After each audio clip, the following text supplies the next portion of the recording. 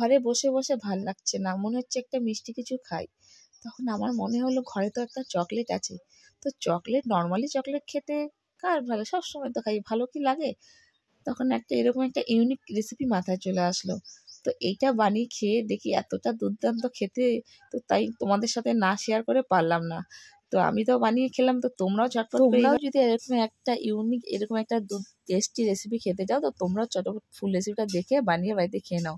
তো কুনাফা তো আমরা সবাই দেখছি সবাই বানাচ্ছে, তো একবার কুনাফা না বানিয়ে এইভাবে একবার বানিয়ে খেয়ে দেখো, তোমাদের অবশ্যই মুখে লাগবে। তোমাদের কেন, তুমি যাকে খাওয়াবে তারাও এটার পুরো প্রেমে পড়ে যাবে, এতটুকু বলতে পারবো।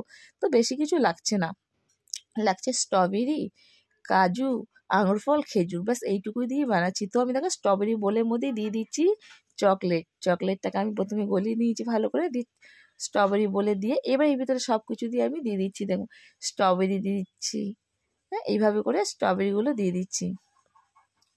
তো এইভাবে করে আমি সব এখানে যা যা নিয়েছিলাম, স্ট্রবেরি, আঙুর ফল, খেজুর, তো এইভাবে করে এখানে সব দিয়ে দিচ্ছি। দেখো এইভাবে করে দিয়ে সব কিছু দিয়ে দেবো, দিয়ে এটা এতটা দুর্দান্ত খেতে হয়। তো তোমরা দেরি না করে চটাপট করে এইভাবে রেসিপিটা একবার বানিয়ে খেয়ে আমাকে কমেন্ট করে জানাও কেমন লাগবে। এটা তো আমার খুবই খুবই ভালো লেগেছে, তো আশা করি তোমাদেরও খুব ভালো লাগবে। এরকম ইউনিক রেসিপি কার না ভালো লাগে বলো খেতে। নর্মাল চকলেট না খেয়ে এইভাবে একবার বানিয়ে খেয়েই দেখো না, এটা এতটাই টেস্টি খেতে হয়, তোমার বারবার খেতে হবে।